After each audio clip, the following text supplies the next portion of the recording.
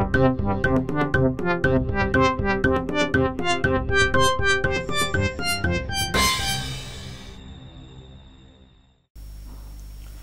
à Energetics TV. Aujourd'hui, je vais interviewer Baptiste Bois, auteur d'un blog sur le sujet de gaz de schiste en France. Bonjour Baptiste. Bonjour Bart. Quelle est la situation vis-à-vis du gaz de schiste en France? Alors ce qu'il faut savoir en premier lieu, c'est que la France a été le premier pays à interdire la fracturation hydraulique. C'était en 2011 au travers de la loi Jacob. Et Nicolas Sarkozy s'est montré très strict là-dessus. Maintenant, avec François Hollande, on observe à peu près la même politique. C'est-à-dire que François Hollande est contre la fracturation hydraulique, mais il n'exclut pas la recherche de solutions alternatives qui soient moins dangereuses pour l'environnement, je dirais.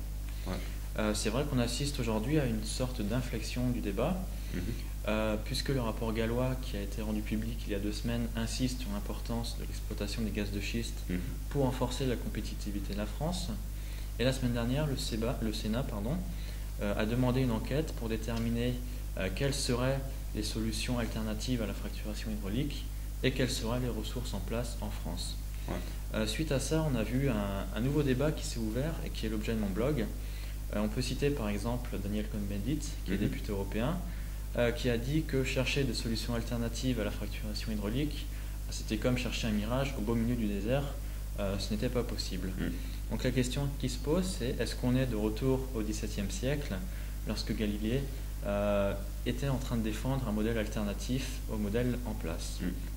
Et c'est vrai qu'on peut se demander si il faudrait finalement ouvrir cette porte ou pas, réfléchir aux solutions alternatives, plutôt que de rester, je dirais, la tête dans le guidon et refuser toute alternative à l'exploitation des gaz de schiste.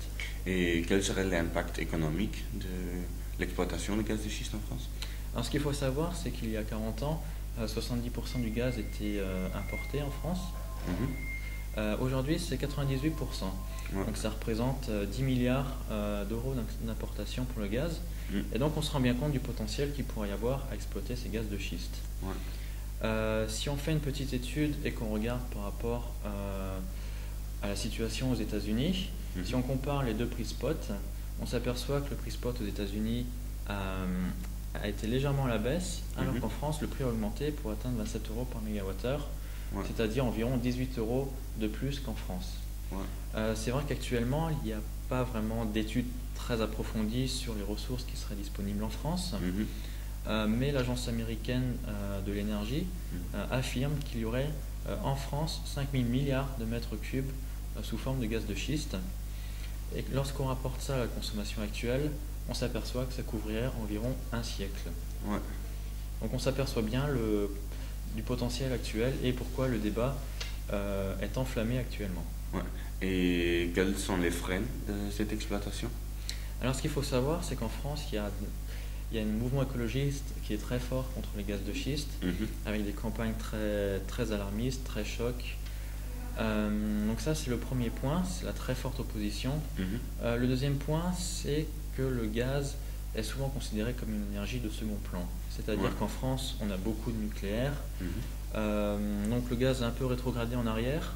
Et à mon avis, la question sera différente s'il s'agissait du pétrole de schiste, par exemple, puisque l'impact pour le portefeuille d'un particulier sera vraiment différent à ce moment-là.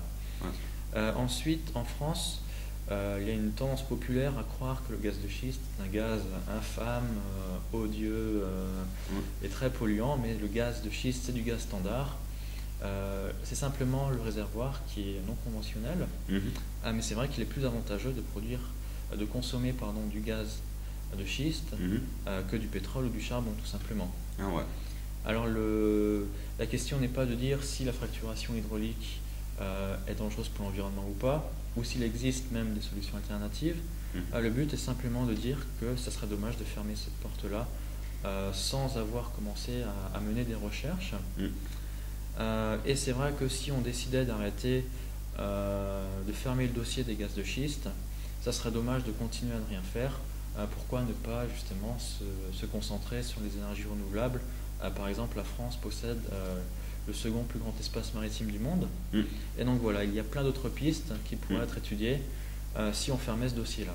Mais c'est vrai qu'on peut se demander pourquoi fermer ce dossier-là sans avoir étudié toutes les possibilités. Ouais, d'accord, merci beaucoup. Merci Bart.